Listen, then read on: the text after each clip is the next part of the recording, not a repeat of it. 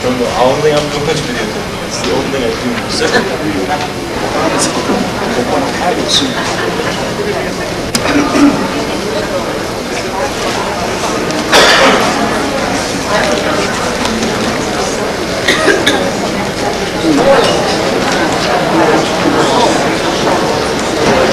Good morning.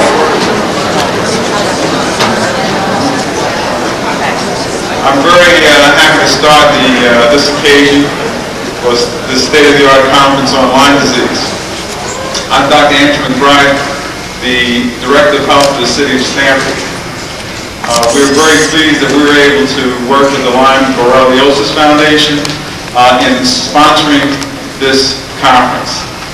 This is the largest conference of its type, and I hope that everybody will be walking away from here with one thing in mind when they leave after tomorrow is what's that additional thing they can do in their area to either help in the research or prevention or treatment of this disease.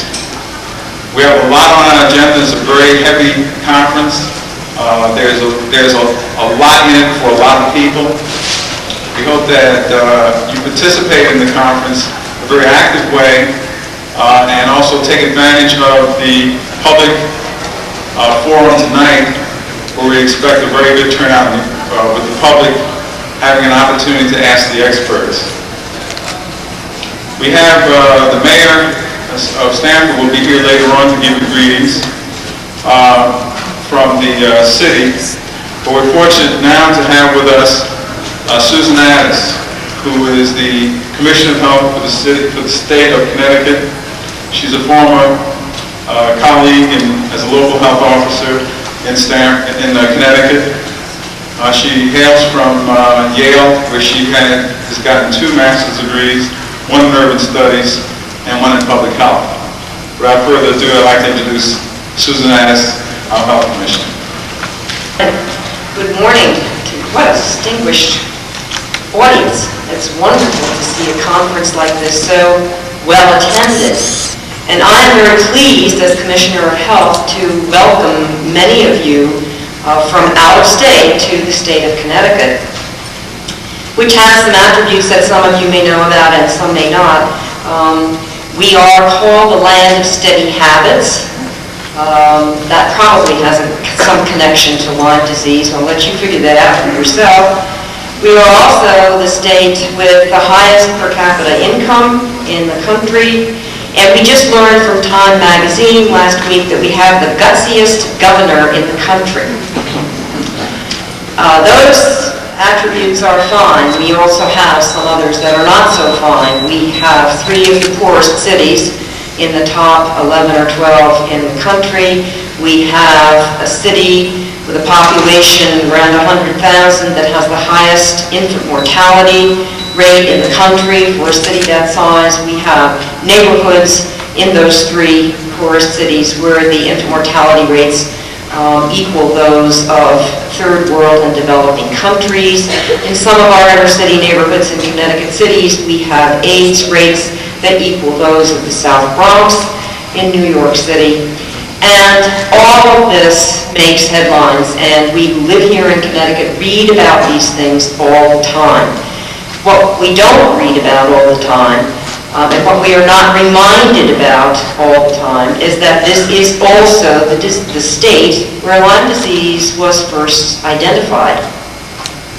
And I live in the summertime, not far from the part of the state where the first outbreak, if you will, of Lyme disease was identified. And it's very interesting that the impetus towards that identification did not come from anybody in any of the healthcare professions. It came from a parent.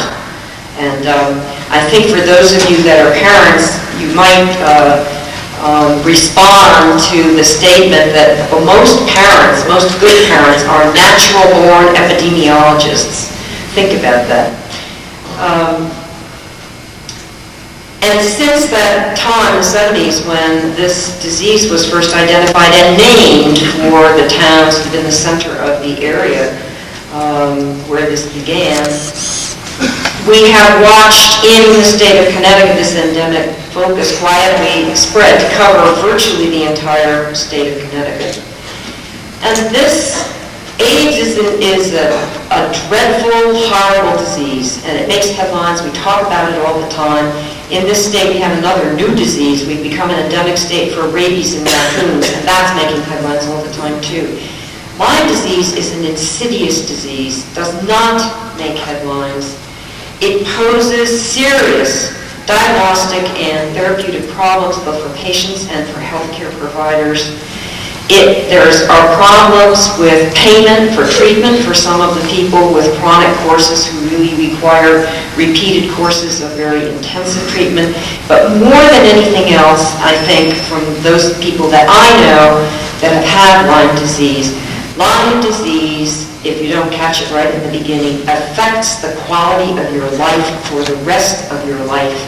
And I don't think that we pay enough attention to that, and I don't think that has been publicized enough. This is a disease that really requires more light shining on it.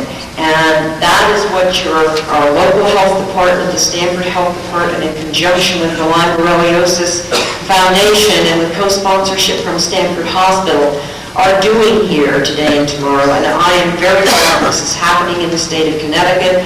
I expect my employees, several of whom I believe are here, to come give me a briefing since I can't stay for the whole conference. I believe you are going to learn and take away from here a lot about Lyme disease, which whether you're a layperson or a healthcare provider is going to help you deal with this disease in the years to come. I hope you all have a wonderful conference. Thank you. I'll be introducing the next person who is, I guess, personifies the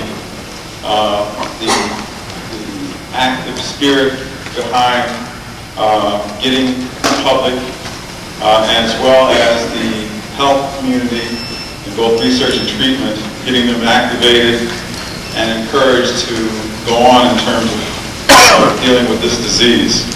I'm speaking of Karen Forstner. I think most of you either know her or have heard of her or remember her in the Hearts Mountain commercials of a few years ago. But Karen approached us a few years ago in working with her in the effort to combat this disease. And in Karen we found a very intelligent but more so committed person who has taken the banner and without which we all wouldn't be here. Karen had received her bachelor's degree at Muskegon College, and she's received a master's in business administration from the University of Connecticut. She's currently working full-time as the co-founder of the Lyme Borreliosis Foundation, and she's the president and chair of the board of directors. Karen Forstner. To let you know that we are very pleased you could all come. This is probably the largest conference on Lyme disease, Lyme borreliosis, that has ever been held. There are over 550 registrants here today. We expect an equal number tonight at the public forum, bringing the total somewhere around, the best we can estimate right now, between 1,000 and 1,500 people will come in and through these doors in the next 48 hours. We are pleased that you've all been very patient in the registration process. I'd like to introduce the videotape that Senator Lieberman sent up. He has a number of pieces of legislation he is working on today and some votes down in the Senate, and asked yesterday if you could please send up a tape, and he has taped his comments to you. One thing you should know about the Senator, when I first met him, I wasn't exactly sure what should be done all those years ago in 1989, when I walked up to him in the Senate lunchroom saying, "We need something done on Lyme disease. I don't know what to ask for. What do you have to offer and can you help?" He turned and said hello. He was a brand new senator, probably for the first time having lunch in the Senate lunchroom. And he said, "Yes, we will do something for you. We will spearhead the Senate. We'll work with the congressman of your choice." I'm very sorry that the Senate schedule here in Washington prevents me from being here. So without further ado, medical advisor for University of Pennsylvania, his MPH from Yale. He is a pediatrician trained at Children's Hospital of Philadelphia, Albany Medical Center, and Howard University. He was Senior Vice President of Children's Hospital in Washington, D.C., where he spends a considerable amount of time on advocacy issues for patients and parents. He is former Commissioner of Health of Washington, D.C. He's been instrumental in the Lyme disease movement throughout Stamford, bone marrow registry, led programs that excel as a model for all of the country. He trained under Surgeon General Koop, and he is now on our board of directors. I will disperse from time to time our thank yous. We have a long list, so I'll just say a couple right now. Of course, Karen and Tom have been very part of this. Leon Shapiro and Deborah Katz, and my department. I hope that anybody in my department, please stand up or raise your hand. Anybody in my department, stand up. Stand up if you stand up. Stand up in terms. These are the people.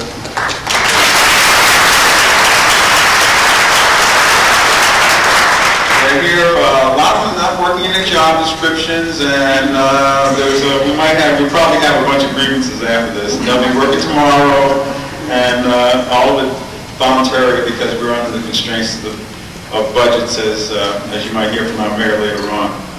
Andy Robustelli and Robustelli World Travel, and that's the Andy Robustelli of the. For those of you who don't know Andy, he was the New York Giant All-Star from years by. He's been very helpful in working with us and our sister agencies in the city government. The next person received his degree in zoology and parasitology from the University of Basel in Switzerland and in the Swiss Tropical Institute in Basel. He's a scientist emeritus from the Laboratory of Pathology from the National Institute of Allergies and Infectious Disease at the Rocky Mountain Labs in Hamilton, Montana. He first identified the causative agent of Lyme disease. He has done extensive research in the ecology of human and animal diseases and in microscopy. He's received several awards, and I can only go through his latest. He received the Robert Koch Gold Medal in 1988, the Bristol Award in Infectious Disease from the Infectious Disease Society of America in 1989, and the Walter Reed Medal in 1990. He's received the easy way 2 medical degrees from the University of Bern and the University of Marseille. He is the person that we will be constantly referencing throughout this whole conference, Dr. Willie Bergdorf. Thank you very much, Dr. McBride. Good morning, ladies and gentlemen. Good morning. First of all, I would like to thank the Lyme Borreliosis Foundation for making it possible for me to come talk to and participate in the program. The title of my presentation is supposed to be a global perspective. So although the wide global distribution of Lyme borreliosis and related clinical manifestations can no longer be questioned, the often cited statement that this disease occurs worldwide is as inaccurate as the statement that tick-borne spotted disease in our country affects thousands of people in at least 47 states. There are a lot of states where only 1 or 2 cases have been reported. On the other hand, it may well be that the Lyme disease spirochetes or closely related spirochetes may occur in as yet unrecognized foci where they are maintained and distributed by blood-sucking arthropods that do not attack humans. Thus, health authorities may not be aware of such enzootic foci until introduction of anthropophilic arthropods either by humans and their domestic animals or by migratory birds leads to disease outbreaks. Indeed, Lyme borreliosis, let's see whether this is going to work here. Do you have a light out? is a perfect example of large human populations sharing their biotopes with those of the well-established members of the disease foci. And a PhD from NYU. He was a professor of finance at the Stern School and New York University, and he belongs to the Society of Actuary Research Committee Assurance. He's formerly Senior Vice President for Equitable Life Assurance and is former Executive Vice President Treasurer of Standard Security. He will address the issue of the financial costs to society of Lyme disease. And you can always find a little humor there. Today's not a very good day, but it's got two good things in it. One, on the editorial page, they talk about Bill Clinton. Somebody's raising money for him on the grounds that Bill Clinton is unalterably opposed to any change in the tort law act, medical malpractice, that sort of thing. But Bill Clinton says, don't worry about it, he didn't inhale. And then there's something that Dave Quayle is quoted in here, and that's pretty cute too. The FDA has a plan to speed up the processing of drug applications. And I'll read to you. Mr. Quayle also said that drug company executives have assured him that savings from the streamlined drug approval process will be passed on to consumers. I'm sure that makes you work. Can somebody turn off the slide projector, please? Is there any way to turn that off?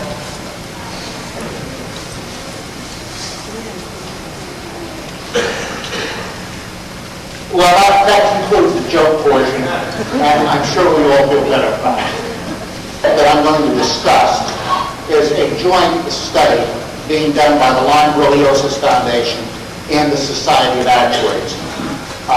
Actuaries are concerned about the financial effect of chance events, usually bad events, sickness, death, things like that. They have been involved for this reason in the insurance business for a very long time. Because we like to crunch numbers and because we're concerned about costs of these chance events, the Society of Actuaries chose to participate. The Lyme Borreliosis Foundation, of course, has a prime interest in any impacts that Lyme borreliosis has. We have, for several years now, been developing a database on Lyme disease cases. We're up now to around 550 cases, 550 examples in the database, of which 490 are in fact Lyme disease sufferers. This gives you some idea of the characteristics of the sample we're working with. There are now a total number of 557 cases in the database. 490 have been diagnosed with Lyme disease. Of that 490, 54 are now symptom-free. 148 say they have been reported. 214 say they don't know. The difference, obviously, is 131 who clearly have not been reported. This would seem to imply, if these figures are correct, and I'm not sure where you get a better figure, that about half the cases are reported. You could say very well that this is not a good sample of all the cases of Lyme disease or a good sample of the population in general. For this, we have to refer to would be helpful to me, and I'd be happy to hear from you. There are copies of the questionnaires available outside. To the extent to which you can get more people to fill out questionnaires, and I can increase the size of the database, that will again improve its validity. And finally, anything you can think of in suggestions of improving the reporting of this disease is very meaningful. I think I've run out of time, and I don't know about questions. We'll try to take questions. Can't take any more questions. We're going to take a break now. Before we take a break, I want to acknowledge both the banners on either side of the podium here. These are, you'll be learning much more about the issues, the clinical issues of diagnosis and treatment. You'll learn a lot more about what is known, but unfortunately you'll learn about what is not known. And in a situation like this, like with our other new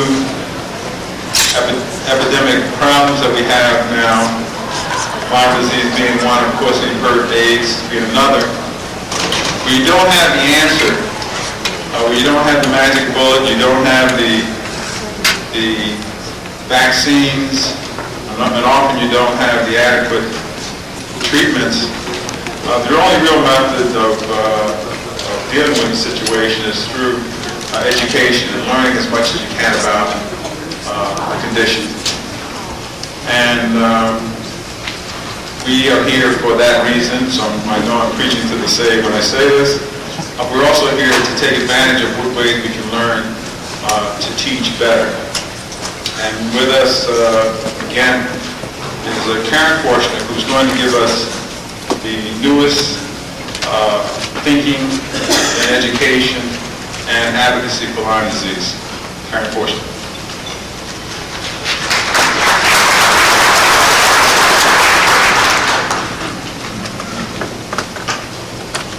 I'd also like to take the opportunity once again to say welcome to everyone, but also to let you know that as you intermingle, you'll meet people here from as far away, as close actually, as Canada, and as far away as Denmark, France, Hungary, Czechoslovakia, Belgium, and Australia, all having come in to take an educational course on Lyme disease. These are all physicians and public health care officials.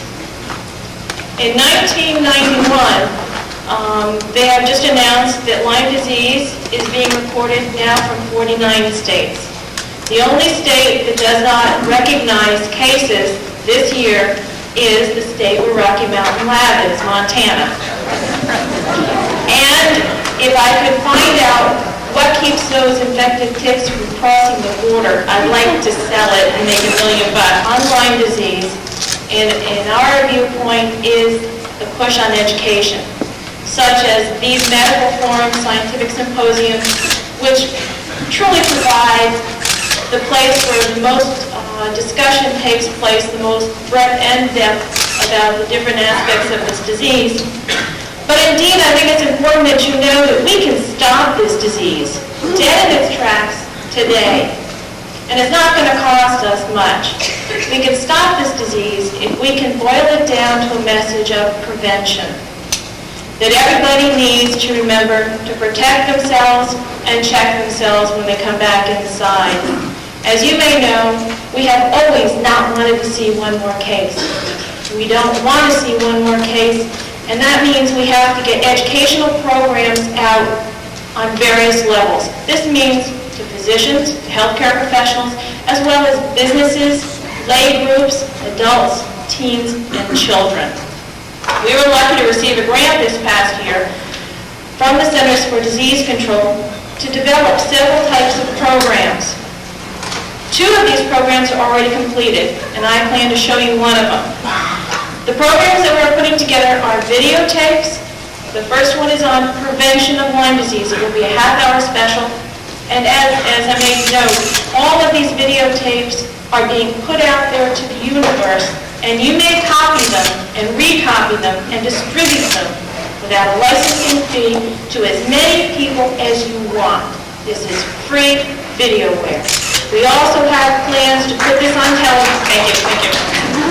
We also have plans to put this on nationwide television and having promotions, have everybody gear up their VCRs so that you will have one program, half hour, on prevention techniques for your area, your landscape, to prevent Lyme disease. The types of changes in your ecosystem, in the lawn, in the back area, the repellents, and various issues that are out there. The second one is on frequently asked questions, a general program that will cover the latest in-depth information. Both of these are geared towards the public. That will also be on television. The frequently asked questions, the host is Dick Cabot, and that's being filmed, as well as the prevention one is being filmed around here through a number of the scientists who've come in across the world. We also have a diagnosis and treatment video that we have just finished. That one, indeed, we are selling, and you cannot copy and send it all over, because each year that information will change. So we're trying to avoid having too many old copies circulating out there. And these are not, you treat on a certain number of days for a certain length of time, and this will cure your patient. These are the general areas that we need to discuss in treatment. This is what we need to see with the patient. So these are well-documented microbiology information as well as clinical aspects. It was Dr. Liebner, Dr. Verascano, Dr. Craig Cleveland from Ohio, probably should mention where everyone is from, and Dr. Derek DeSilva from New Jersey, who moderated this. You can see this outside playing if you'd like to take a look at it. We will be making public service announcements that we will be sending out both for television, for radio, and for print ad on prevention and tick removal that will be playing throughout the summer. And I will show you one of the PSAs at the end of the children's video. Now, let me go on to the children's video. The first one, the one that you're going to see, is for kindergarten through second grade. It has been geared very specifically to help you, the healthcare provider, get the message across to the little ones that come into your office. It was developed in conjunction with the School of Puppetry at the University of Connecticut, which is the only school of puppetry in the English-speaking world. They have specifically been trained in the craft of puppetry and in developing puppets and constructing them from Sesame Street. The music is written by an Emmy Award-winning music writer. The graphics were done at one of the second largest or first largest graphic houses in Connecticut. These will be with subtitles, open caption for the hearing impaired. The English will be in English with English subtitles, which helps fight adult illiteracy as well as increase reading skills for children. And the Spanish will also have the Spanish version in open captioning. The artwork was done by a professional business and children's book illustrator. And as I said, you are free to copy this. Why are we showing a puppet video for kindergarten kids in the medical community? Because that's what we need. We need something that we can put out there to help teach people how to prevent the disease, to cut down on the number of cases before they even get infected. So, without much further ado, I hope you enjoy it. Please keep in mind, as you reduce the information down to a usable format for children, I think you'll find this equally entertaining for adults. It's very difficult to explain all the entomological aspects of this particular bacteria or this particular tick. So you'll know. Directions are here, and how many people? I think probably it'd be very unusual to have a scientific conference like that with so many people affected. What I'd like to do is to give you a public health point of view. Since we're taking polls, how many people here work with health departments, either state, local, or federal health departments? Okay, we have a good sampling of you. We are a local health department here in Stamford. What I'll do is I'll give you an idea of how we got into this business, what we want to get out of it, and kind of why we're here. We had not, as the health department, I've been the health director here for about 4.5 years. We did not have an identified Lyme disease program, and we have not gotten any specific monies identified through federal, state, or local monies for Lyme disease in particular. What we did was redirect our environmental staff, environmental health staff, community nursing, housing, and that group to the issue of Lyme disease and prioritize it. we soon found that we were dealing with an issue of great concern to our community. We have the first slide. We get the slideshow going here. Is the lights on? Do I have to press a button here? Oh, the slides, the projector's not on. In our department, what we'll do is afterwards we'll field some questions. I wonder if we're technically up in terms of our. I know this is a tough act. That's a tough act to follow, but we're going to ask someone I think who can fill the bill here, Joseph Ruscano, to try to step into behind that one. Dr. Ruscano was graduated from NYU Medical School and is boarded in internal medicine. He is on the clinical advisory committee to the Lyme Borreliosis Foundation. And he's also on the Lyme disease committee for the Stamford Hospital. He practices out of Long Island. He is one of the preeminent treaters and physicians for persons with Lyme disease. And he's treated in excess of 1,200 people with Lyme disease. And he's going to give us the front lines of diagnosis and treatment of Lyme disease.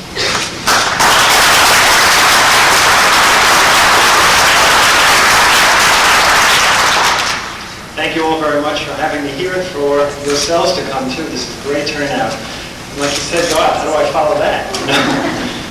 Well, what I do want to talk about today is results of a study that we did with the National Institute of Health's Rocky Mountain Lab in Montana. And it involves a new technology for testing spirochetes, what they do in tissues and in culture medium, and how that may affect patients, and also the implications of this new process in terms of diagnosis and treatment. Now comes the technology. Where's the slide? Question?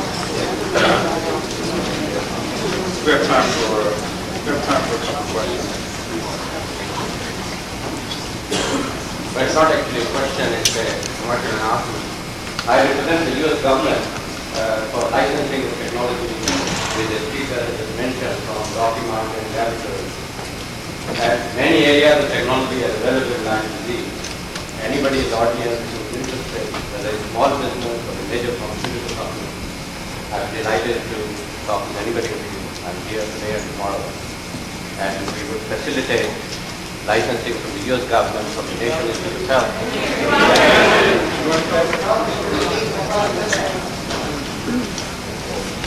Well, I guess I should start from the beginning. Let me introduce myself. I am to be aware of that the government has a preference for small businesses, but considerations are also given, believe it or not, to the major companies. And I have brought along some of the technologies which are developed for U.S. patent applications and patents, which I will distribute to anybody who would be interested. I don't have all the copies for all of you.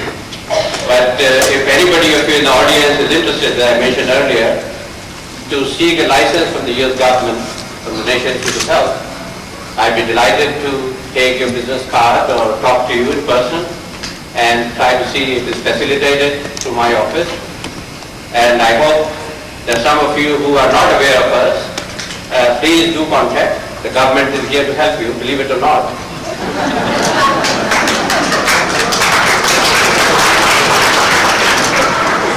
And the National Institute of Health, as all of you I'm sure are aware, is one of the largest institutions in the world to help the humankind. And I'm very pleased to represent the NIH as well as the Department of Commerce. Thank you very much.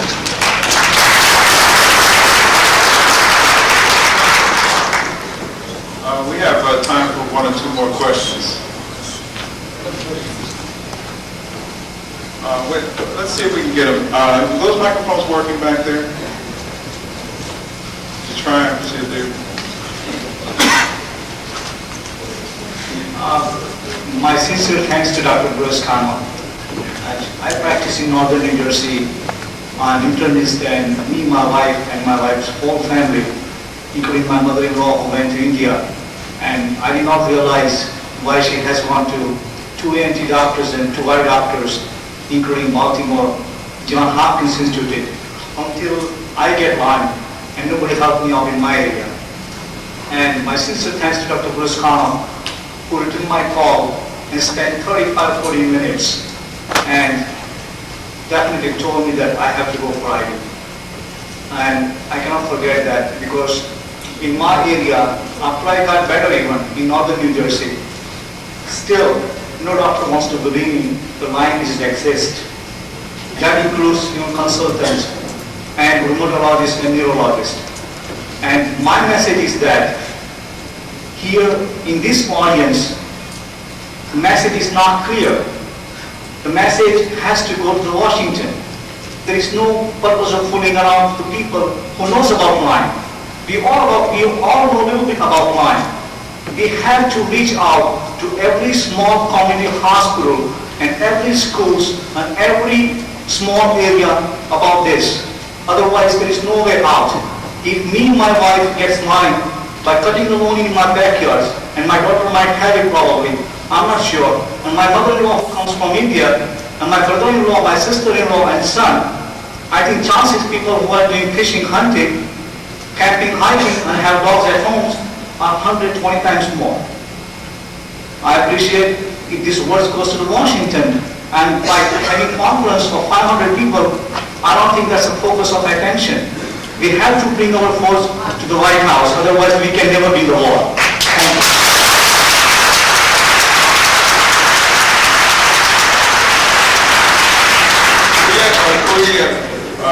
We'd like to have some questions. Good statement.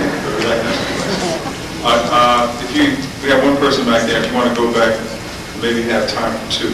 I'm Dr. Edelman from New Jersey. Dr. Piroscano, on a practical basis for doctors seeing patients all day long, how can they get the antigen capture studies done? Who is doing it, and where can it be done in a reliable manner? At this point, unfortunately, these studies are not available. The results I reported were based on original studies that were done by the Rocky Mountain Lab. They've now pretty much perfected the technique to the point where it can, as you heard, now be licensed for commercial use. And until that happens, the test will not be made available. Do you think there's any purpose to start freezing the samples? You know, that's a completely different topic, but I think that's a very important thing to bring up. It's important, I think, especially in areas where Lyme disease is highly endemic, that all areas develop what's called a serum bank, where patients who have known Lyme disease, possible Lyme disease, or even other mysterious illnesses that don't yet have a diagnosis, that their serum be separated into small aliquots, frozen at -70 if possible, and kept for future use. Many, many wonderful studies and revelations in the field of medicine have resulted from just such serial studies. So I really think saving serum, urine, whatever, is a great idea, and I encourage all to do so. As you're well aware, serum negativity is a major problem for the clinician. We're all desperate for having this type of antigen capture analysis available soon. What is the reality and the time frame? You know, I honestly can't answer that. I, as a clinician, am hopeful and pushing for this to get accomplished quickly, but government and business move slowly.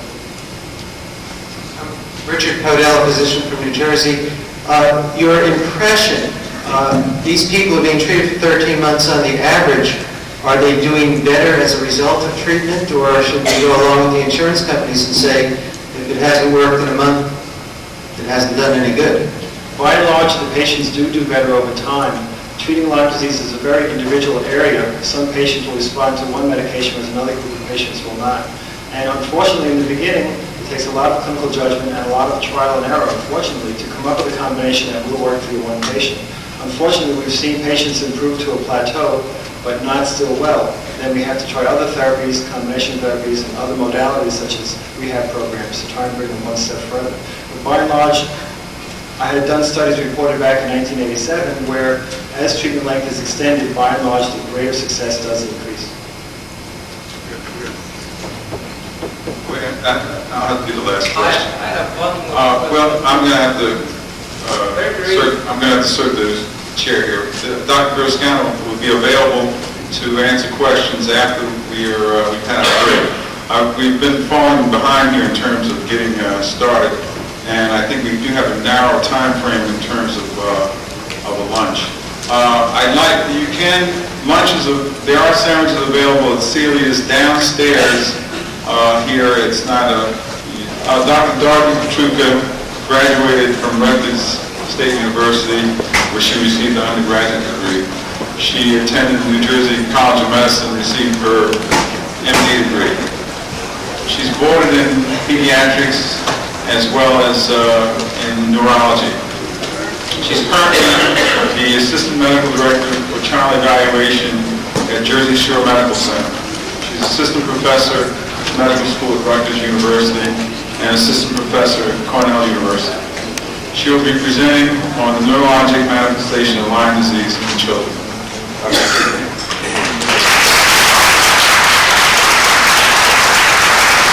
Thank you very much. What I would like to do in the time we have, first of all, is to thank Dr. McBride and Karen and Tom Porcher for the conference and for inviting me to participate. For some of you that have heard me go over these various cases before, I beg your indulgence.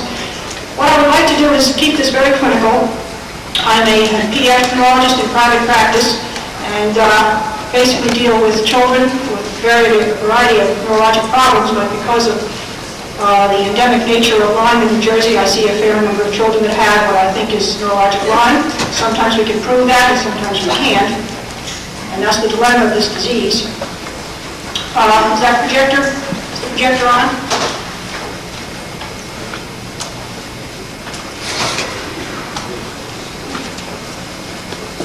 Can somebody turn the projector?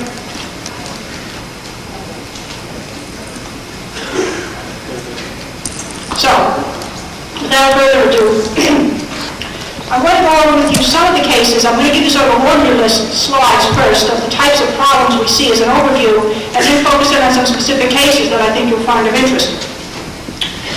I have been seeing children with Lyme since 1982, and in 1982 I saw 3 lethargic. We treat him, he pokes up. His MRI shows a few more of these lesions. He's had negative monoclonal bands, negative CSF antibody titers for Lyme. His peripheral titer was always positive. And he's definitely been bitten by ticks, and we know that he has Lyme, but he's got these very worrisome lesions on his MRI, just like this boy from Georgia. And the question is, what is going to happen to this child? I think at this point, I wish I had a stronger antibiotic to try, but in the meanwhile, we'll keep treating him as we go along. And in terms of his intellect, in spite of having these lesions, he does have motor deficits, but in terms of his intellect, he's maintained his intelligence, but he too has learning problems. He gets frustrated in school, has difficulty concentrating, and so this has taken a toll on him. Another boy. This is an 11-year-old. When I first saw him, it was about a year ago. He had headaches, joint pains, and remembers being bitten by ticks either in New Jersey or at their summer home in Rhode Island. And eventually, in September of '90, he was diagnosed as having Lyme. He had a positive titer. He was treated with Rocephin for 3 weeks intravenously. And everything was good until January of '91 when he relapsed. He developed lethargy, headache, chest pain, back pain, joint pains, a variety of problems. And at that time, he had a positive titer, but his pediatrician felt he had treated him adequately, and so the parents, the father's a professor at Princeton University, the parents took him to see the expert here in New England. I shall not mention any names. And I have a letter from the expert, which I think is a wonderful letter I'm going to hold on to forever. The letter says, this boy is in good health. He looks fine. Right now, he may have another respiratory infection. Because his mother is so desirous of him being treated, I'll give him some Amoxil. And thank you for sending him to me, blah, blah, and everything's great. Well, the boy comes back home, and he was so sick. Pediatrician said, what shall I do next? I said, well, do an MRI on his spinal tap. He had an elevated opening pressure of about 280. And we sent the fluid back up to the experts in New England. And they called back a week later and said, my God, this kid has a very high CSF antibody titer. He must be really sick.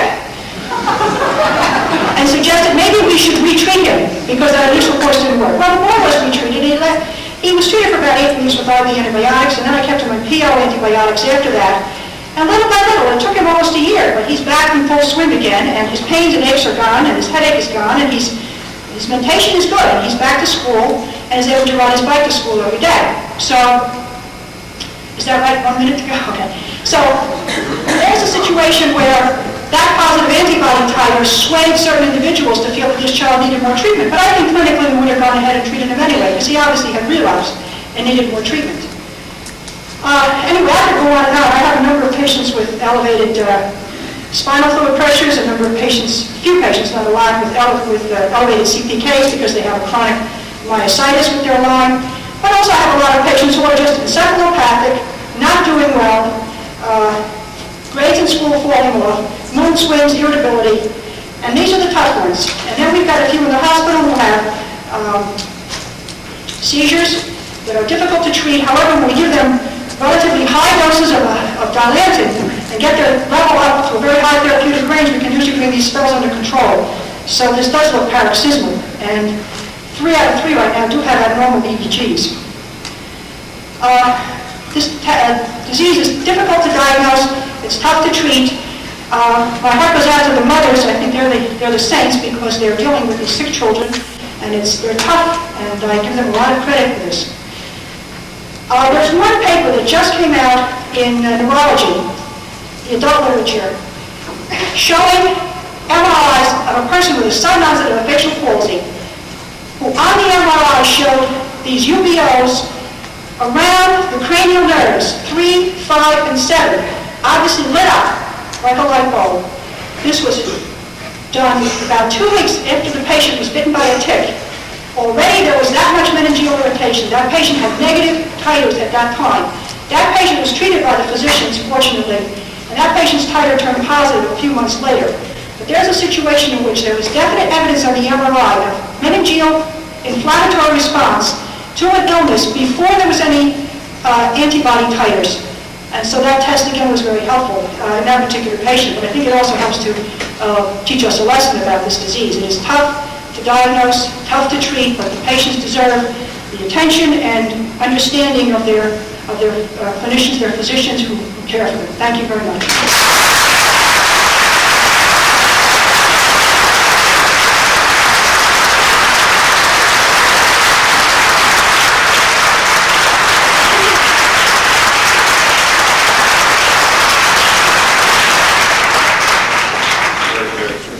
Two emergency calls. Gail Oshesky,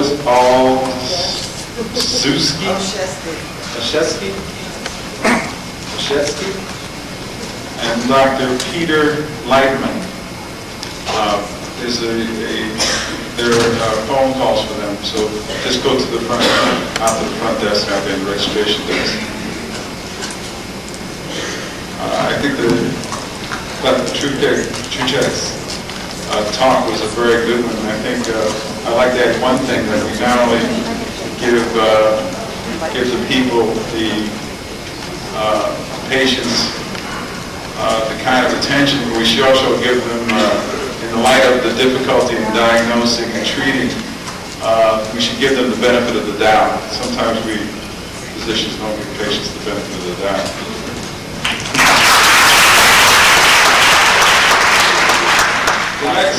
Our next speaker, Dr. McBride. Yes. Dr. McBride, here. Okay, we're not going to, we won't be able to accept any questions. Not a comment. I'd like to make one quick comment. Very quick. Okay. Paul Boyd, San Francisco. Dr. Petruka has been assigned the title of being a bit of an enthusiast when it comes to pediatric neurological injuries from this infection, and malicite, obviously. And my comment is that the article that she addressed and one prior article are articles I would like to recommend to all physicians in the audience. The first article is the January 1992 Journal of Neurology. There are 2 articles in there by basically the same team. The lead clinician is John Halpern, and the article that she was speaking of very much underscores the variability of the presentations, the seronegativity, the CSF negativity, etc. And a prior article in the New England Journal of Medicine out of Dr. Steer's lab, November the 22nd, 1990. Thank you. Thank you, Dr. Boyd. Our next speaker received his bachelor's degree from the University of New Mexico and his MD degree from the University of Nebraska. He's had fellowships at the University of Minnesota, Yale University, and Boston Hospital. He was previously a pathologist at Fox Chase Cancer Center in Philadelphia, and now he's at the Harvard Cleveland Brigham Women's Hospital. He's the first person to see spirochetes in Lyme arthritis and first to address the cardiovascular damage in Lyme disease. Truly one of the luminaries in this field. I present to you Dr. Paul Durrett. This meeting. I've been told there's no pointer, so see you all later. We'll try to get by without a pointer. It may be difficult in some of these pictures to see what we want to show. I'll just do a handstand roll across the stage and show the things that we're talking about. I really feel threatened with this black box. Let me just try and see if this is going to work. I never was good with it's taken me 2 years to learn the PC. Let me tell you how successful I am in changing planes. About as successful as I am running this thing. Okay. And can be demonstrated at the molecular level in the spleen and then the draining lymph nodes. So we know that proteins in the spinal fluid, that is exogenous proteins, protein antigens, are processed in the spleen. So it's not the total blood-brain barrier that we see in other conditions. So there's a lot of work left to be done. So I think even 5 years ago, I thought that this was a very classic spirochetal illness. I think that there's much more work to be done, and I'm hoping that more immunologists will actually join this expanding society. Thanks for your attention. Thank you. I'm going to take a chance here. Maybe we might want to just stand in place a little bit and stretch.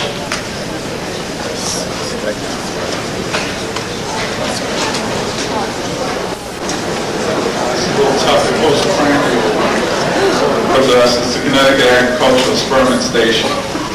Without their support, our program here in Stamford would not have been where it is now. They've been very good in technical support, providing us not only with the educational material, but allowing us to participate in some of their experiments. Dr. Louis Magnarelli received his bachelor's degree from New York State University and a master's degree at the University of Michigan. He received a PhD in medical entomology from Cornell University. He is the vice director of the Connecticut Agricultural Experiment Station. He's is currently conducting research in the immunologic responses in mammals to Lyme disease, and has done a lot of work in the epidemiology of Lyme disease, Rocky Mountain spotted fevers, and other diseases. Are you ready?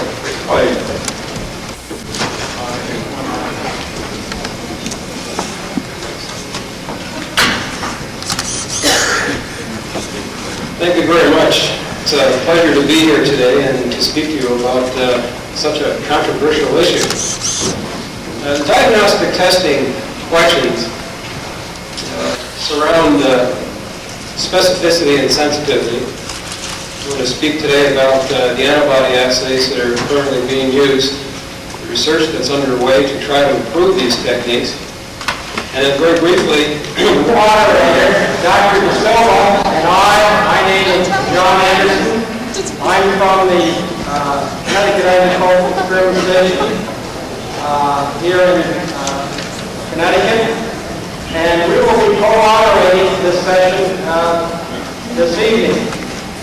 Now, the way that we're going to work this is that all of you will be given an opportunity to ask your question to any of a number of panelists that we will bring up shortly here on treatment or on tick control or whatever. However, to begin with, set the stage about the tick and the illness itself. However, before we start, let me say that while this meeting is sponsored by the Lyme Disease Foundation in Collin, Connecticut, quite clearly considerable effort has been done here at the local level with the Stamford Health Department under the leadership of Dr. Andrew McBride. And he has had his staff working closely with many residents here in Stamford for the last couple of years, and he has worked very hard, he and his staff, on this meeting in Stamford in 1992. Chief among those people working has been Phyllis Earlingson, and she has engaged her husband, Paul, as well as her daughter, who made these posters and has done a superb job of advertising this particular forum. And I hope that you will find it well worth your time to come out this evening. At this time, I'd like to call upon Dr. McBride to say a few words of introduction here this evening. Dr. McBride.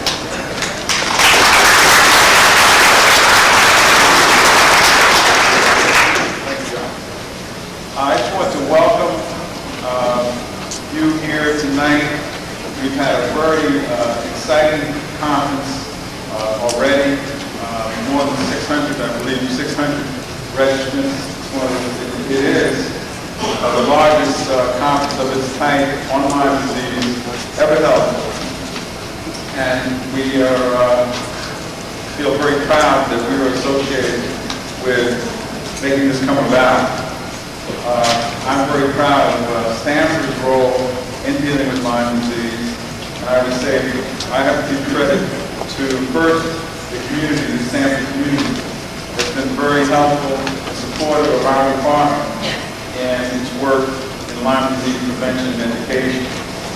The citizens drive our department. They make us do right, and they keep us on our toes. So we're very happy that we're able to serve the citizens like we have. Stanford is very fortunate in that it has had and does have a very fine health department, if I must say so myself. Phyllis Earlingson, as John pointed out, is our Ms. Lyme disease here in Stanford, as well as many other people within the department, and it's just the agency. The banners that you see here up on either side of us were banners that our school children, the Stark School and the Rogers School, made up for this stage. So we even have the kids working on this. I think particularly want to thank the many volunteers of the department. Those of you who see health department personnel here, I know we might be getting a little hot water when I say this. Our health department personnel here are working here on a voluntary basis. They're putting in their extra time that we get tomorrow. They've worked very hard to make this come about. I want to also thank the Stamford Hospital. Stamford Hospital provided the co-sponsorship for this conference and provide the continuing medical education credit for the physicians attending the conference. The Connecticut Veterinary Association has been also helpful, and the Connecticut Nursing Association has helped along those lines too. We indeed have a conference that we're very proud of. But I must say that this night is particularly, we've been looking forward to this night as much as we can, because we look forward to the public's input, the public having an opportunity to ask the experts what they think. I think you'll find the experts will have a lot of information for you, but sometimes they give you information and you walk away with even more questions. So we want to leave you with some questions in your mind. We also want to leave you with the feeling that you can do something about this dreaded disease. One organization that's been our partner in this area, of which I'm associated with, is the Lyme Disease Foundation.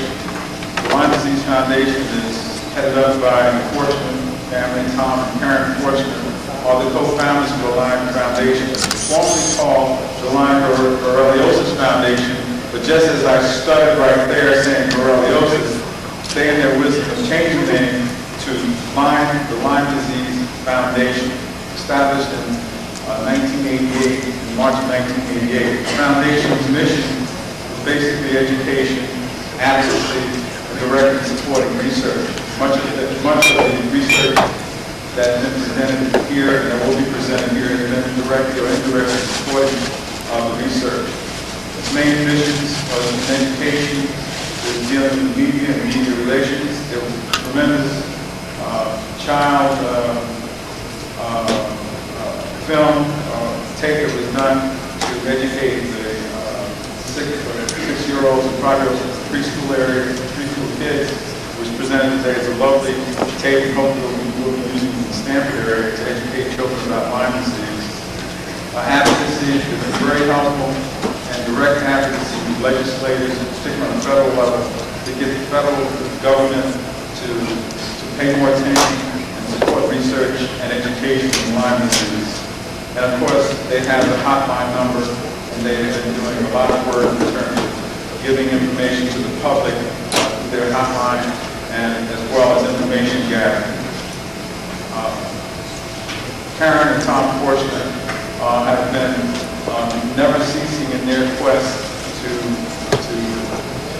promote Lyme, promote the prevention of Lyme disease, both on a local level as well as on a national level. Fortunate will formerly Stamford residents, I think people should know that as well. I am very proud of our role here in Stamford in this particular conference. I think the community has a lot to be proud of. I also want to welcome those of you who are not from Stamford, who are coming to Stamford for the first time. We're a little bit more in the office building that you see when you pass by on the highway or on the train. And you'll see that we have a wonderful town where you have a chance to enjoy it. I look forward to hearing your questions. I know you won't be holding back in terms of some questions, and you have an opportunity to ask your questions to the luminaries of the field. So welcome, Karen.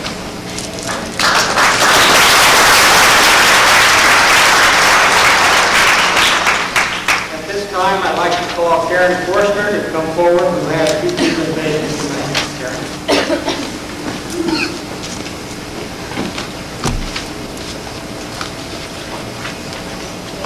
I thought it would be befitting us to honor both Dr. McBride and Phyllis Erlinson for their efforts for this conference. During the day, we had over 550 public health officials attending this conference. Primarily, all of the effort has come out of the Stamford Department of Health, for which they should be very, very proud, including a lot of information that's gone out of the schools, employers, and the public all in the area. So I'd like to have Dr. McBride and Phyllis, are you here? Oh, yes, come forward. I thought it was befitting that they be acknowledged in front of their own peers who are here today.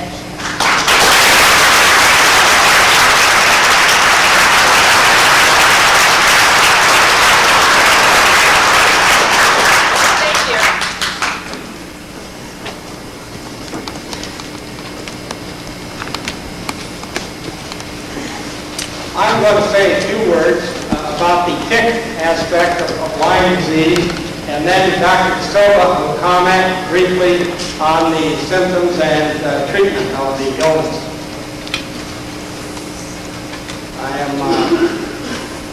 My presentation, I'm going to show you 8 slides, and what I'm going to do briefly is, 1, cover the different stages of this tick and its seasonality here in this part of the country.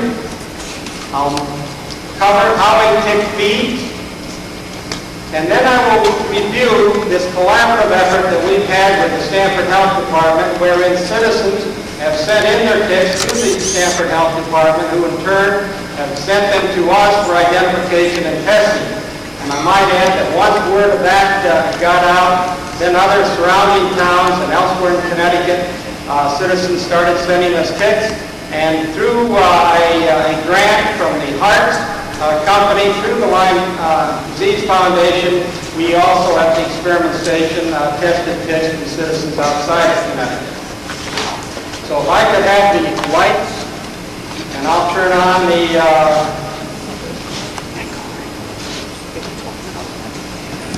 projector, and hopefully everything will work. Lyme disease is an illness that is caused by a spirochete, a type of bacterium that is transferred from animals to humans by the bite of a tick. The tick that is our vector here in Connecticut and nearby New York and New Jersey and Massachusetts is one called the deer tick, Ixodes downline. On this slide, I show you the different stages of the tick. During its life, which is 2 years in duration, it passes through the 4 stages illustrated here. Hatching from the egg is the larva. The larva feeds for 3 to 5 days on an animal. After being completely filled with blood, it drops off that animal onto the ground, where it molts into a nymph. The nymph feeds for 3 to 5 days on average on a wild animal usually, drops to the ground after being completely filled with blood, and changes or molts into an adult nymph. As I indicated, this entire process from egg to the next generation takes approximately 2 years. On a seasonal basis here in Connecticut, at this time of year, adult ticks are out, and they are the most abundant tick that is presently feeding on humans here in the Stamford area. In fact, every tick that we have received thus far in 1992 has been an adult tick. These adults will be prevalent through most of April, but very shortly, nymph ticks will begin feeding on animals as well as humans. Nymphs will become most abundant during the months of May and June and early July.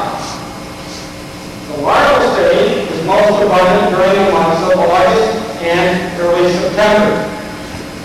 Adults, again, will be abundant, primarily beginning about the middle of October and well into November, and even on warm days during the winter.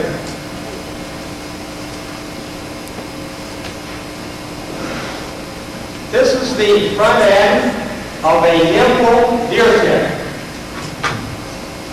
Only these parts that are circled here enter the skin.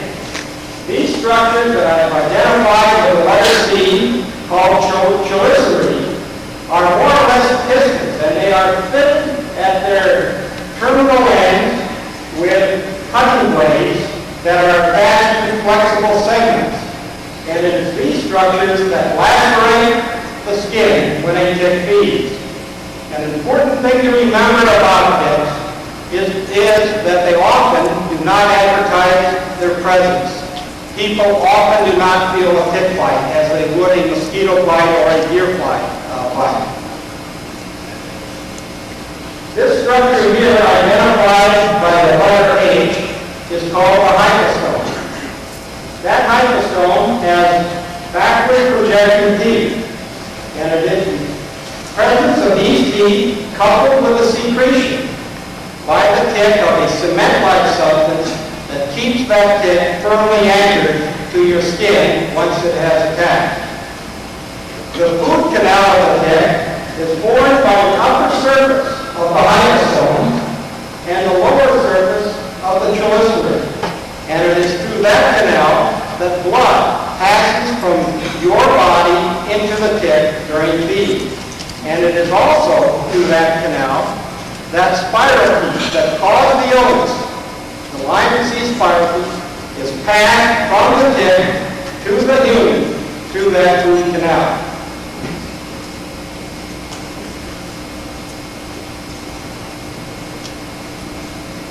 During the last couple of years, we have collaborated with the Stamford Health Department and have received ticks from other towns as well. We test ticks by 3 different procedures. If the tick is alive, and we prefer to have them alive, we test them either by a procedure called the indirect fluorescent antibody test, or we attempt to culture the spirochete. In this procedure, we surface cleanse the tick, and then in a specialized hood where the air is free of bacteria and fungi, we open up the tick and remove these amber-colored bodies along with some other tissues. These amber-colored structures are midgut tissues, and if spirochetes are present in the tick, they are likely to be in those tissues. We take some of those tissues, smear them out onto a slide, and then through a special staining procedure and examination through a fluorescence microscope, we examine those tissues for the presence of spirochetes.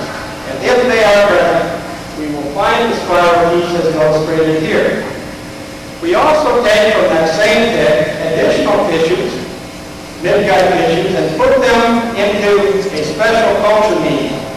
And if the spirochetes are present, they will multiply in that medium, and within 2 to 5.5 weeks or so, they will have increased sufficiently in number that we will be able to see them under a dark field microscope, and they will appear like this illustrated spirochete in this slide.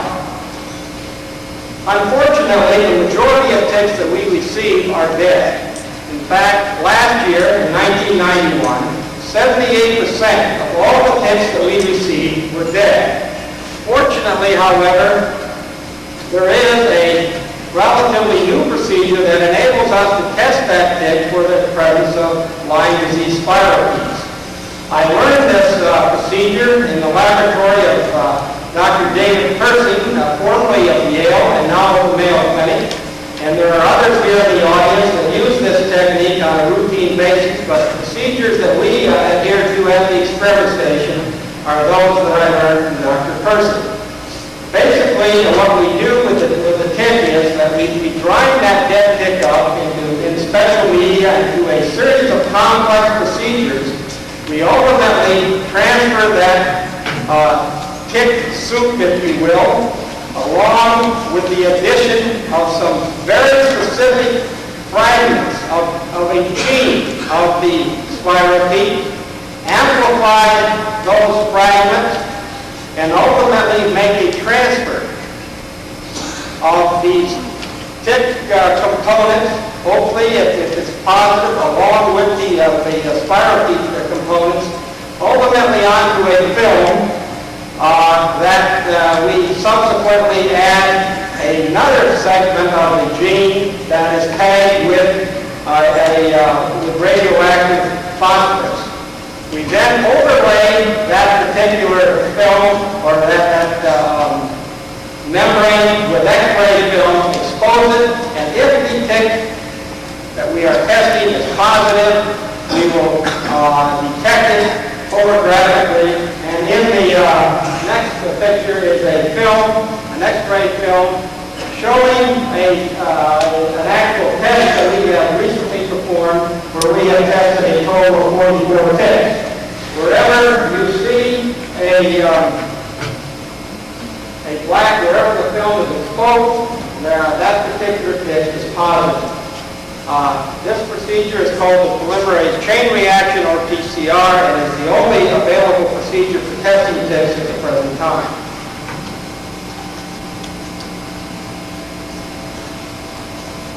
Now, what have we found, or what are some of the summaries of the ticks that some of you have sent in to us to the Stamford Health Department and perhaps other local health departments?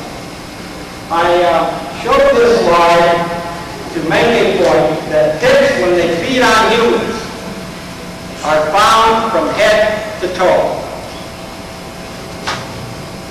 A little under 25%, this represents a total of 964 ticks that are fed on people here in this area over the last couple of years, and we find that a little less than 25% of them are present from the neck up, and that includes the ear, the face, the head with the scalp, along with the neck, which is down here.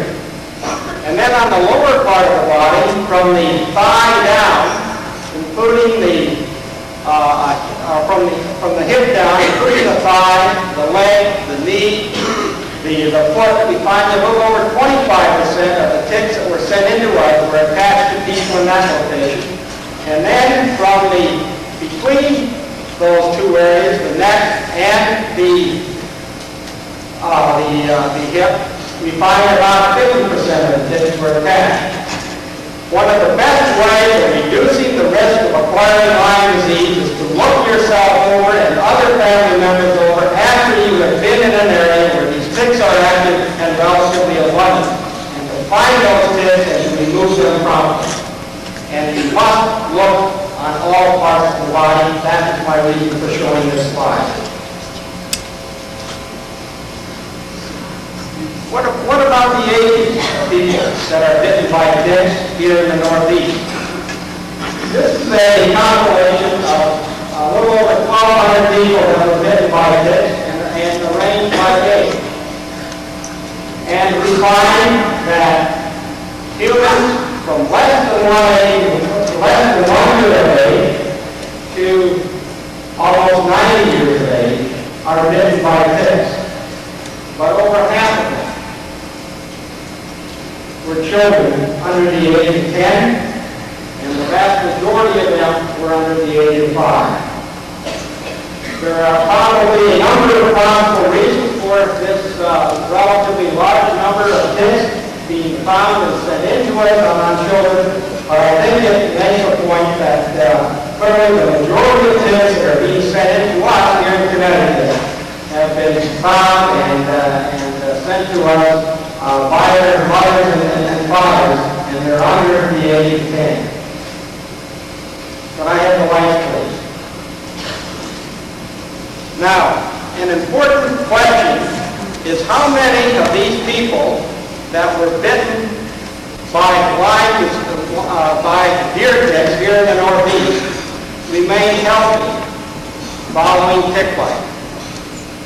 And the data that we have indicates that at least 95% of the people that have been bitten by ticks and have sent those ticks into us have remained healthy. At least 95%. Now you might ask, well, why is that? Well, let me give you three possible explanations, or three reasons that account for that. One is that we find that on average about 1 in 5 ticks are infected and have fed on humans. That is 4 out of 5 were uninfected. Secondly, we find that of the ticks submitted to us, that over 70% of those ticks are unfed or unengorged or only slightly engorged. That is, those ticks were on those individuals for relatively short periods of time. The juvenile ticks of the juvenile deer ticks feed again for 3 to 5 days. And when they are unengorged, people are finding them, usually within 24 hours of attachment. And one study has shown that ticks attached for that duration of time are unlikely to have been on long enough for transmission to have occurred. And finally, of the people that have responded to our questionnaire, that these are people who have actually been bitten by ticks, we find that over 1/3 of them are administered antibiotics following tick bite. And I think this is the reason that we're getting up into the high 90s of people remaining healthy. Now, there are a number of people that get Lyme disease that never remember a tick bite, and I suspect because ticks do not advertise themselves that it is quite possible that a tick fed on those individuals, that tick fed to completion, was infected and thereby infected the person that it was feeding on. At this time, I want to turn the podium over to my co-moderator, Dr. Derek De Silva of Edison, New Jersey, who will give you a brief presentation on the illness and methods of treatment. Dr. De Silva.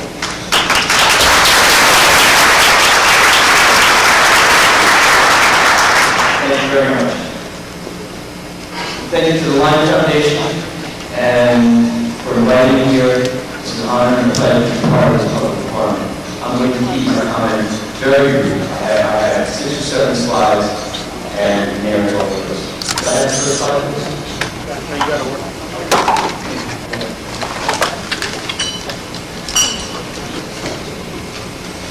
This is an interesting cartoon that I saw.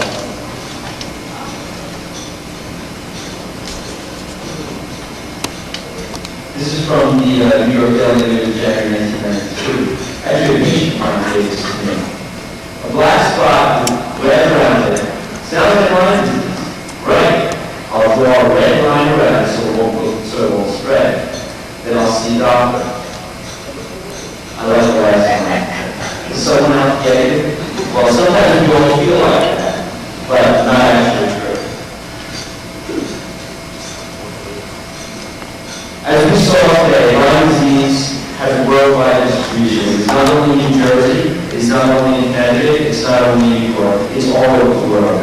Dr. Berger read over that today, and I think that's an upset on that. It is not located in just our backyard. We cannot close our eyes to this. We have to pay attention to the rest of the world also.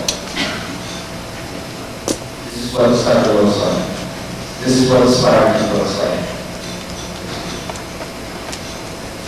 This is the spider feeder culture, and this is the tick. Most of us have probably seen these, so these canine, female, and male. Lyme disease is also a multi-systemic disease. It doesn't only affect the skin, it affects the nervous system, the muscles, the vascular system, the gastrointestinal system, reproductive organs, kidneys, heart. We know this. We don't need to get into major explanations, and I can give an example of every single one of these systems being affected with my patients. Again, a busy slide, but to show it is multi-systemic. It's multi-systemic. Everything from malaise, fatigue, lethargy, headache, fever, chills, stiff neck, down to diarrhea and urinary pain. You can see the distribution of what this disease is like. Typical bullseye rash. If they all look like this, it would be great. And remember, only about 40 or 50% of people get the rash. So what happens to the other 40%? I guess they're unlucky, but those are the people we also have to pay attention to. That don't see a tick, that don't see a rash, that don't have positive serology. We don't ignore them. Bell's palsy in an adult and a child. I don't see children in my practice because I can't. For me, it's too emotionally draining and it's just too much. I'm an internist and I practice adult medicine only, and I send the rest of Dr. to. This is the late manifestation of the dermatitis of Lyme disease. And I have to talk about this. The Trentonian, which is a paper, which is a newspaper based in Trenton, New Jersey, in our capital, came and interviewed me about Lyme disease. This is December 23rd, 1991. This actually was my Christmas present last year. Quick story. Okay. This gentleman's name is Tony. Tony took a trip to Florida in April of last year. He drove with he and his wife to Florida in April. When they came back around August, he progressed to a state that looked like this. This is when I first met Tony. He was labeled as having Alzheimer's disease, and he was labeled and told, and his family was told, that that's what he had. He had dementia, and he was told that he had Alzheimer's disease. His daughter is a nurse, and said, this can't be. A man that drove to Florida in April, and now, in September, looks like this. He has seen 3 neuropsychiatrists, 2 neurologists, had 3 MRIs, except, and on, and on, and on, and on. And she said, it just can't be. He was tested for everything from normal pressure hydrocephalus to kuru. You get kuru by eating brains of piggies. He had been out of New Jersey, and no one really knew piggies in New Jersey. There are some people with small brains. So, his daughter, they live in Monmouth County, by the way, which is, when I drive to Monmouth County, I put the hood over my car.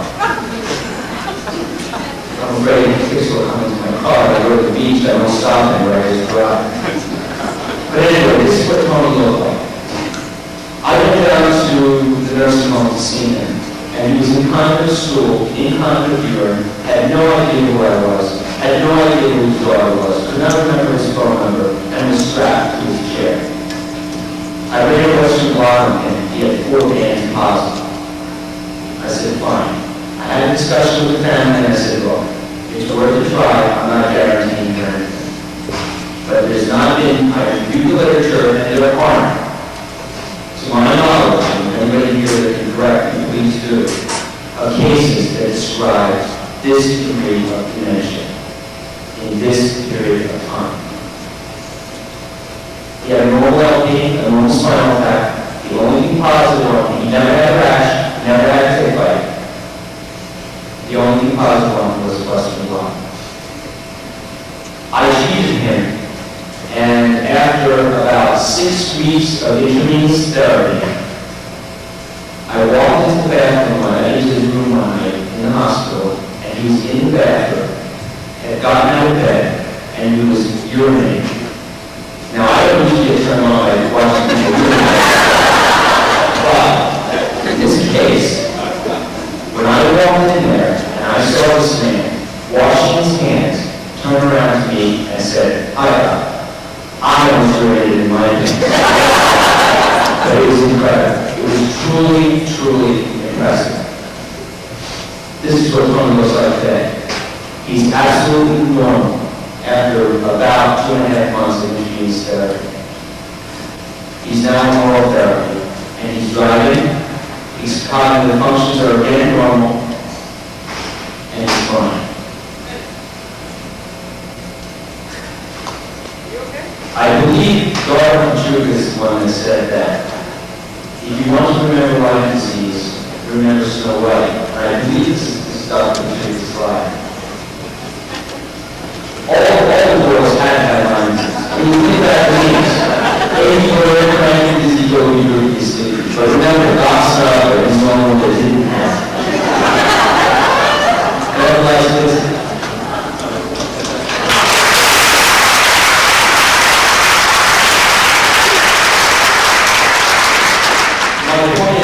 That we as physicians have to keep an open mind. We have to listen to our patients. It's a difficult population. There's no question about it. And as I said many times, treating Lyme patients is not a part-time business. It is a full-time business. It is a full-time occupation. Okay, enough of that. There are a lot of speakers around the audience. Dr. Broker, Dr. Roscano, I saw Dr. Masters back here, don't hide. Dr. Cleveland, Dr. Pachuca, would you please all come up here? Anybody that's Dr. Cleveland, please come up so that the public can ask all the questions they want. I would just ask the public to please follow the rules of society and common courtesy. When there's a person talking, please shut up and listen to them. That's all. That's the only rule tonight. Okay? Just have some respect. That's all I ask.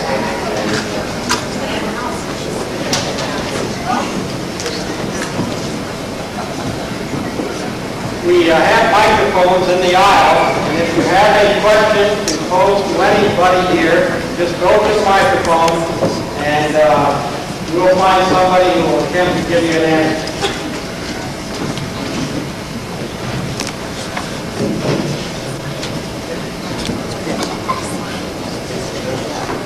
This is your opportunity. Use microphones in the back. All right, so those of you that have your hands up, if you just get up, and there's a microphone in the aisle here, please.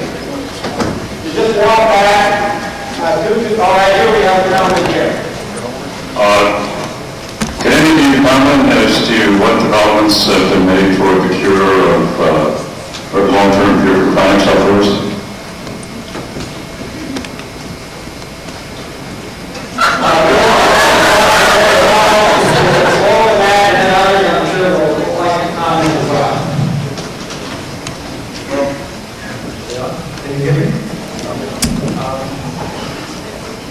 Several different things have to occur. First of all, we need to... Wait a minute, I'm not really hearing you.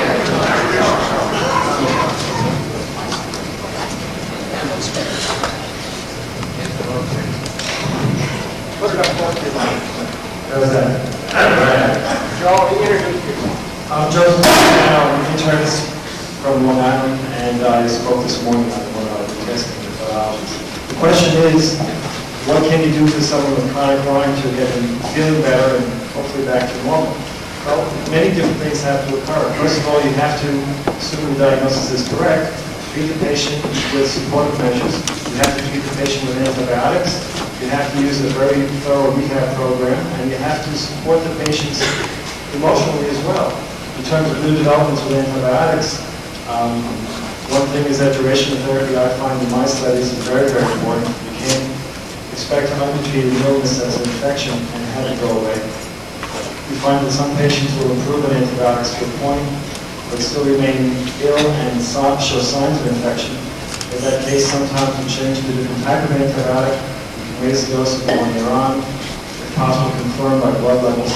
Another thing you can do is, in some cases, combine antibiotics of similar types to try and get the organism from two different approaches. Basically, there's no one answer to that type of question, and one of the reasons is because we don't know any better, and the other reason is because everyone's different, and what works for one patient may not work for the others.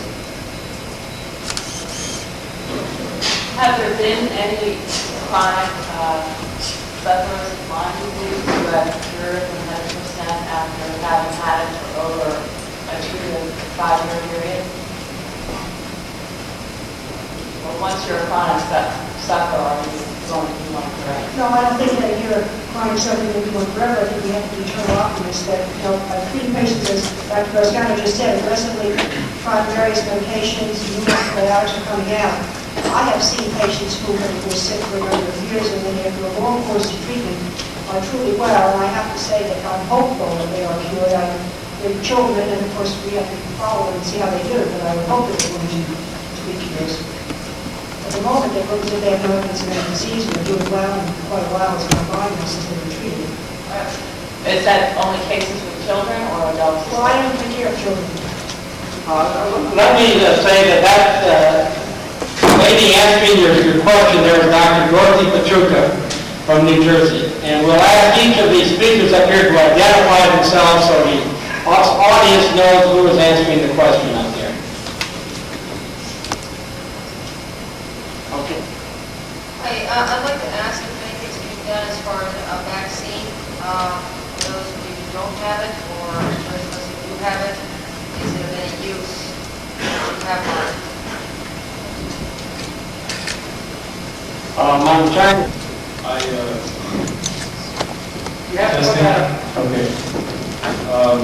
I have a little bit of experience in that area, and I did work closely with people at Yale who were developing a recombinant vaccine for one of the outer surface proteins, and they showed this to be effective in preventing disease in animals.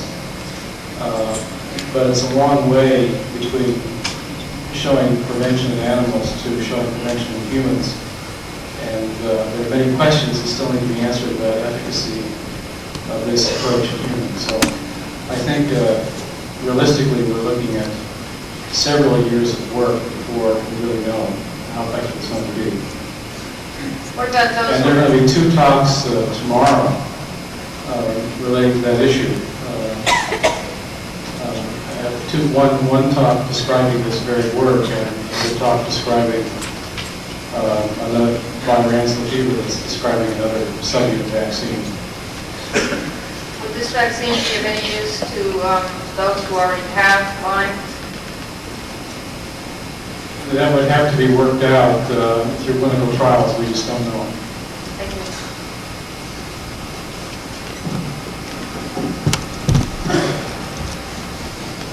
There's a lot that we don't know.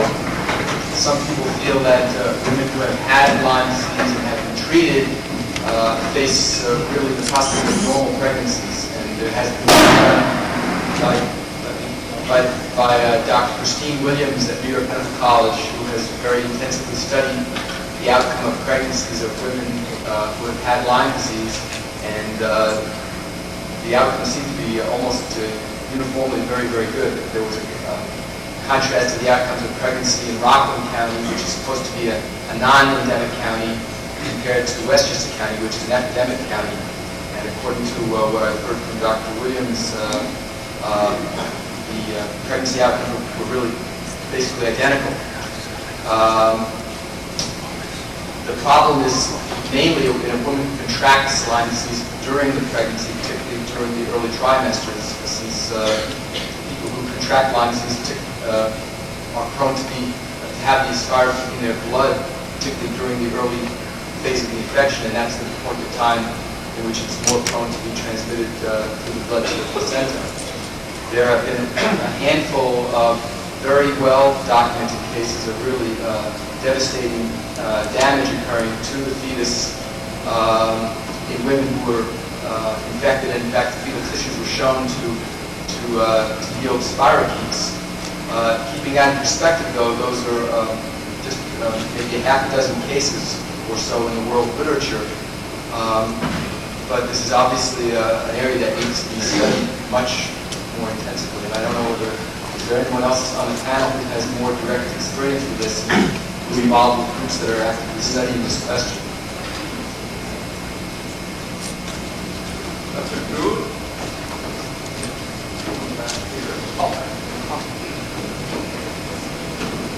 This is Dr. John Drew, also from New Jersey. In our practice in Jackson, New Jersey, over the last 5 years, we've followed over 40 women through pregnancy. Some of these women were infected during pregnancy, and others had been diagnosed with Lyme before they became pregnant. In all of our patients, the outcome has been excellent. We did, however, treat the women aggressively during pregnancy. If they were symptomatic with Lyme, we treated them with intravenous antibiotics. And then after a 4 to 6 week course, in most cases, we followed with oral antibiotics until the end of the pregnancy. We feel that with this approach, we got the same sort of results that we expected in a non-Lyme patient. So we are, in our patients, contemplate pregnancy and had Lyme, we caution them that they really don't have that much to fear and that they can expect a normal outcome. The lady in red on this side. Yes, so far the PCR has only done a cerebral spinal fluid. Is any effort being done to do it on blood testing? We know that it's already available for HIV testing. Can anybody address that? Dr. Percy, would you like to answer that question, please? It's being investigated currently for use in blood, but there are a lot of inhibitory substances in blood which have to be eliminated so that the enzymatic processes can work. And the reproducibility of the assay in blood is a concern. Cerebrospinal fluid doesn't seem to have the level of inhibitors that blood now seems to have, so it's easier to do on CSF. Tonight we heard that they tested the ticks for PCR. That doesn't interfere? No, it doesn't seem to. The blood and ticks can inhibit PCR, and that's one concern that we have when we test ticks. But blood is also at various stages of breakdown, and it's really not known exactly what stages of breakdown products are inhibitory, but some certainly are, others are not. Yes, sir. Next question. On everyone's chair, you probably noticed that there's this little yellow sheet that says, recommends how to remove ticks. And it says fine tip tweezers. Well, I would simply like to say that although this method is currently recommended today, there may be a better way to remove ticks than with tweezers. And I would like you to approach this subject with an open mind, not for anyone else's sake, but your own. And if there's anyone on our council up front who would like to comment on this, that the public may appreciate your wise counsel on this matter. Thank you very much. All right, the question had to do with tick removal. Dr. Kirby Stafford, would you like to comment on tick removal, please? Well, it's important to remove a tick promptly because, as you saw earlier, Dr. Nestor talking, prompt removal can lessen your chances of acquiring Lyme disease from the tick bite. The standard recommendation for using Lyme ticks tweezers simply because these ticks are extremely small. So you need something that's fine enough to get underneath the body of the tick, close to the skin, grasp it without crushing the tick, and pull it straight out. And when a lot of scientists working in the field, when we remove these ticks from animals with these kind of tweezers all the time, and the ticks always come out, or almost always come out, with the mouth parts intact, with no problem. So the tweezers are very effective. The only drawback to these is the fact that the fine tip tweezers that we use is not something that you can go down to your corner drugstore and get. They're readily available from biological supply houses and things of that sort. But they're much, much finer, more precision, more expensive than the kind of tweezers we use routinely in supply. Now, there are a variety of other products for removing ticks on the market, and these are in the process of being tested and evaluated to see how effective they are, but I can't make any comment on that at this time. Next question, please. I'm concerned about misdiagnosis. Is it possible that Lyme disease could, got to start this again, is it possible that rheumatoid arthritis could really be Lyme disease?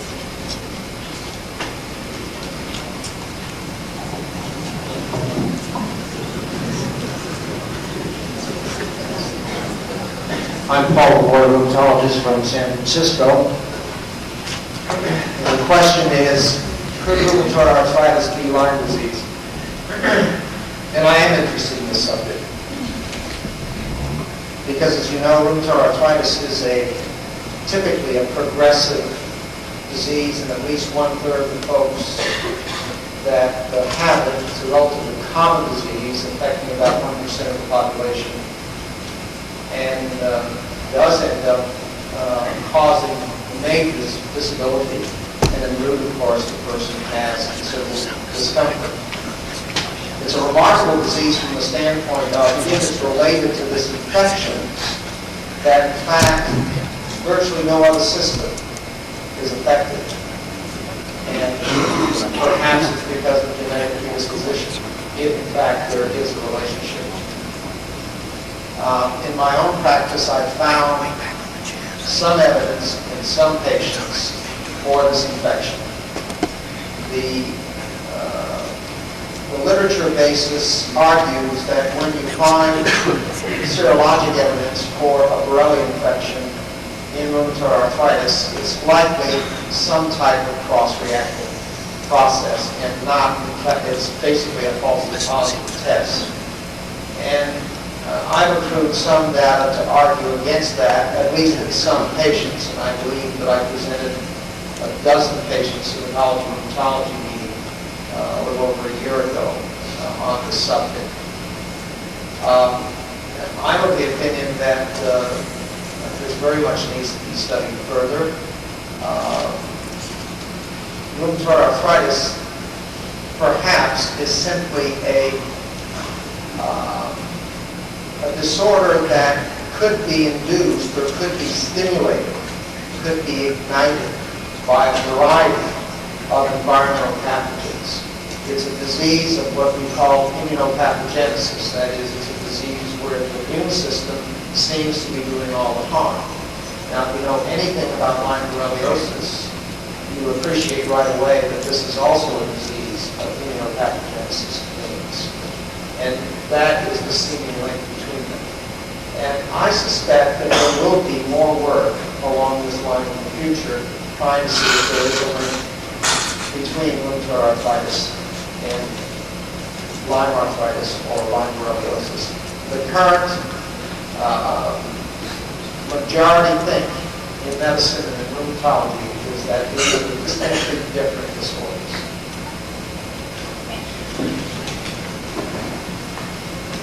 I'm Barbara Martin from Duluth, and last summer there was a rather obscure article in Lancet about tick borreliosis and 2 case reports of people treated with pulse dosing of cefotaxime for extended periods of time. I'm wondering how many people on the panel have had much experience with it, or if they feel they've had enough experience with it that they could comment on the efficacy.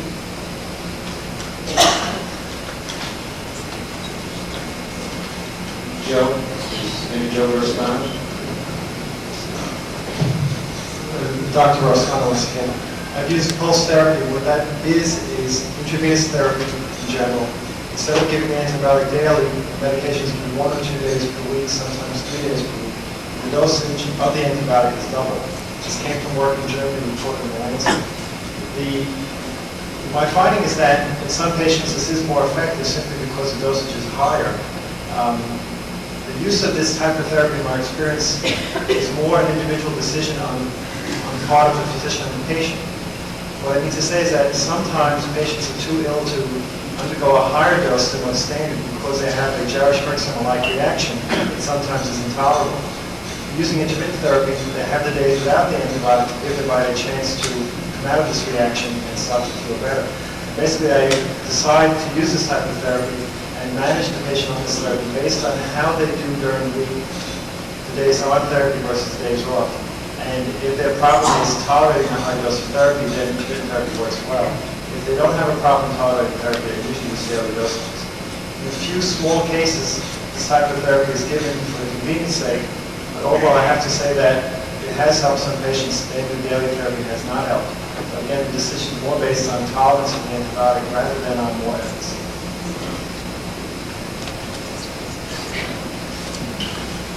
Yes, I would like to ask someone on the panel to comment on the current state-of-the-art of diagnostic techniques available in the identification of Lyme disease, such as the Western blot test, such as spinal tap, and the reliability of results derived through those techniques.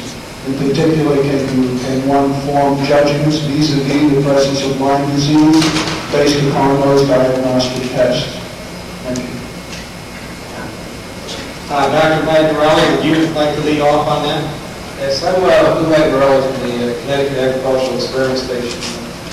I've been working on antibody tests for Lyme disease since 1982 or 83, shortly after the organism was discovered. We know now that these tests get better, antibody tests get better when the patient is further on in the disease because there's an expansion in the immune response and there's plenty of antibody being produced against a number of different proteins. Most of the assays out there can detect the antibody during late stage. The limitations of these tests, whether you're talking about the Western blot analysis or an enzyme link assay, for example, we have a sensitivity problem during early disease, meaning that someone could have the clinical signs of this disease, but the test results would be negative. And a number of us are trying to improve the sensitivity of these assays by using purified proteins, other tricks such as amplifying this test with bioattenuated antibody or purified fractions. I think we're making progress in this area, but I think we all also recognize that we need to open up another area of research, which is not looking for footprints in the snow, I'm referring to antibodies, but actually finding ways of detecting the organism itself.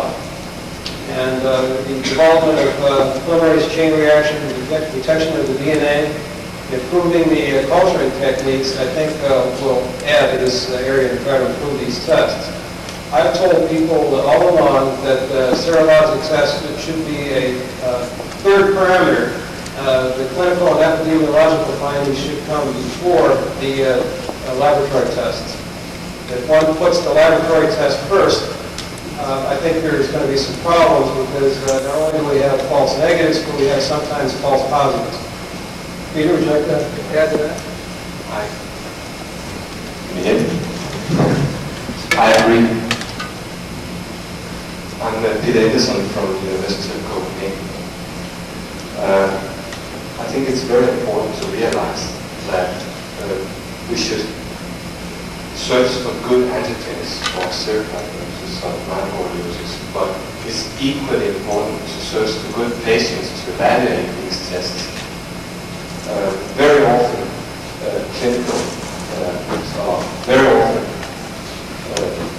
serodiagnosis, the evaluation of serodiagnosis is based on that patient material, which means dubious cases, and in that cases you get dubious results afterwards. So I think we should put a lot of energy in defining patients with Lyme disease. And you must not forget that you cannot use other serodiagnosis to identify such patients, which is used for evaluation of other tests. I think that mistake is often done. You agree? Well, I think that I may be a little misinterpreting what you said, but I think that sometimes some other diagnostic tests should be performed. For example, if there's a question about syphilis, there are other tests that can be used to better define whether syphilis or Lyme disease. In the case of false positives due to rheumatoid factor IgM, there are other tests that can be used for that. So there are other tools available to people who are working in these serology laboratories to try to separate these diseases, and they should be utilized. But certainly sometimes these tests are negative because the person may not have Lyme disease. The clinical picture often is unclear and makes it very difficult to diagnose.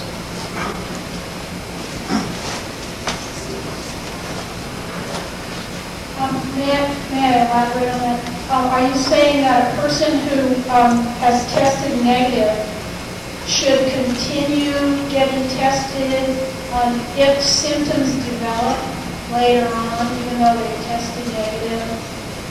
Yes, particularly if a blood sample is taken within 3 or 4 weeks after the disease has started. About 2 months. 2 months, there can be some people that have delayed immune response for various reasons, and you can have a negative test result early on.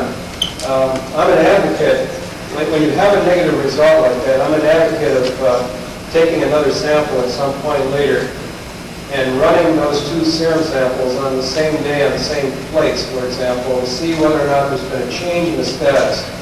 Because sometimes you can have a change from a negative to a positive status and an antibody presence. And when that happens, it's pretty good evidence that you may have a Borrelia infection. Now, in the literature, there are a number of reports that indicate that some people have clinical Lyme disease and they never react to these serologic tests. My own feeling on that is I think it can happen, but it doesn't seem to be very prevalent. Most people don't have antibiotic therapy that are latent disease. There should be an antibody there to pick up.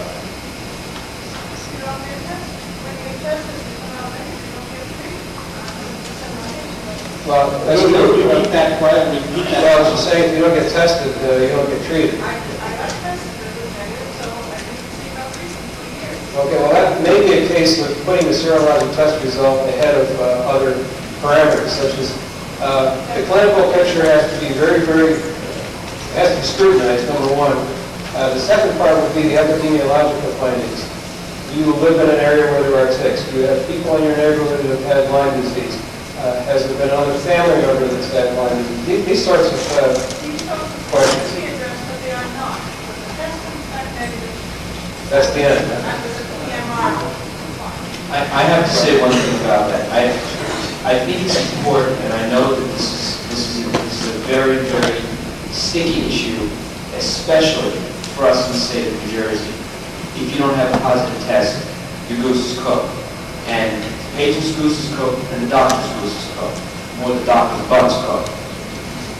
The problem is that, and I've spoken to a lot of people about this, and I know Dr. Masters and I have discussed this numerous times. You have to look at where you live, as he said, and what you do. If you don't get appropriate results, don't sit and wait around and start feeling sorry for yourself. Find somebody who will do something about it. This afternoon, let me finish. This afternoon, wait a second, hold it, wait a second. I've got a lot of gray hair over this past year, and I'm very young. I don't want to get any more. My point is that it's your health, okay? It may not be that easy. It is not that easy. I agree with you. But let me tell you a little story. My little boy, and I didn't want to show that picture because it's difficult. I thought he had Lyme disease. He did not turn out to have Lyme disease. Okay? I was so upset that it took me 2 weeks to find somebody that knew what the hell they were talking about. I could imagine what it would be like to go 7 years. I'd probably be bald. But the point is that if you think, and I said this afternoon because I was interviewed for something that Karen is doing on TV, I said on there very emphatically, you think you have a problem, then it is your responsibility as a patient to call the Lyme Foundation, to call God if you have to, and find out where you need to go to get appropriate treatment. I don't want to go any further because this is something that can go on forever and ever.